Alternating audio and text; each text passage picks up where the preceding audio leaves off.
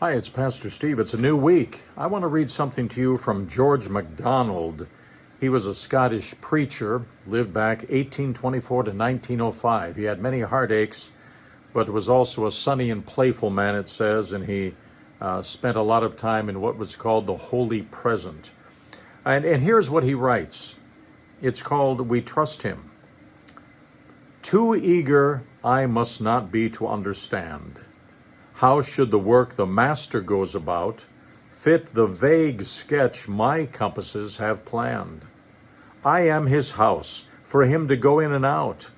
He builds me now, and if I cannot see at any time what he is doing with me, 'tis that he makes the house for me too grand.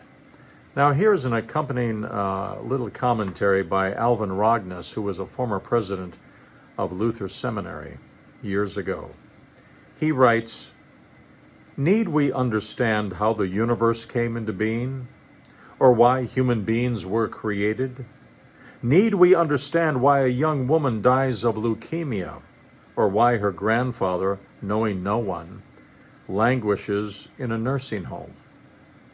Out from the mystery of existence, it is as if God says, 'Trust me.' The mystery will remain, however much we try to penetrate it. Is it not presumptuous for any of us to become God's attorney for the defense and attempt to justify God? Our only options are to trust God or to let God go. And to trust God may not be easy. With so many things going wrong in the world and in our own lives, is it possible not to call God into account sometimes? Could God not prevent the disasters that plague us? Should we not demand that God ask our forgiveness for having made us as we are and for putting us in a world so full of trouble?" Well, he goes on to write, "Any option other than to trust him simply will not satisfy.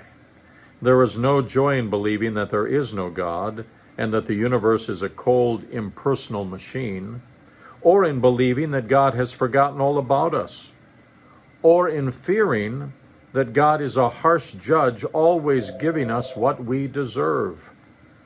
To trust God is, after all, the only option that gives us peace. We start with a God who created us in love and who redeemed us in love. Life takes on meaning when we trust God to use every circumstance in life, pleasant or unpleasant, to give us courage and hope. Life opens up with new joys as we trust God's way, the way of the servant." Well, as I was reading that, I heard the phone ring over here. You never know what's going to happen during the course of a day, do you? But I want to call you to trust God as you would ask me to do the same, right? And maybe today simply think about the 23rd Psalm. "The Lord is my shepherd, I shall not want." I invite you to memorize that perhaps. Have a great week, and again, we'll see you this coming Sunday, November 14th. Pastor Steve here. Continue to pray for me, and I will pray for you as well.